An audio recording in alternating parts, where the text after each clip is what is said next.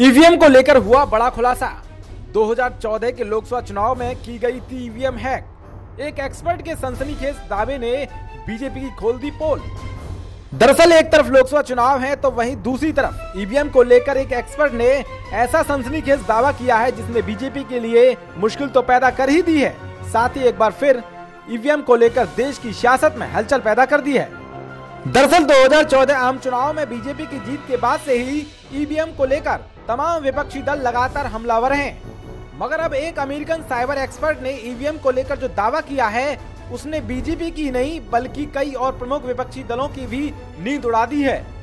दरअसल एक्सपर्ट ने सनसनीखेज दावा किया है कि भारत में 2014 के आम चुनाव में इलेक्ट्रॉनिक वोटिंग मशीन यानी कि ईवीएम में धांधली की गई थी और फिर महाराष्ट्र, उत्तर प्रदेश और गुजरात के चुनाव में भी गड़बड़ी की गई थी।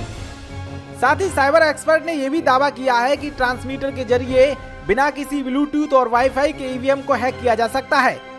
हालांकि उन्होंने अपने दावे को साबित करने के लिए कोई सबूत नहीं दिए।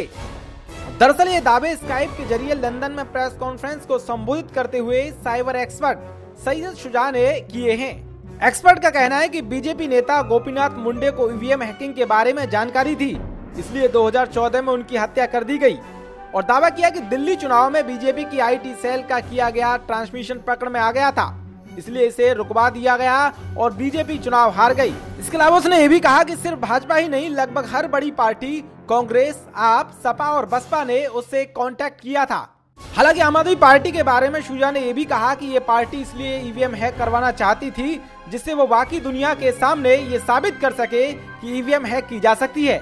आम आदमी पार्टी हमेशा से इस स्टंट के साथ रही है कि देश में ईवीएम हैक होती आई है।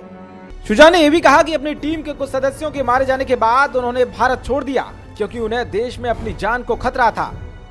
चुनाव आयोग ने साइबर एक्सपर्ट के दावों को बेतुका बताते हुए खारिज किया है। चुनाव आयोग ने कहा है कि ईवीएम को हैक नहीं किया जा सकता है।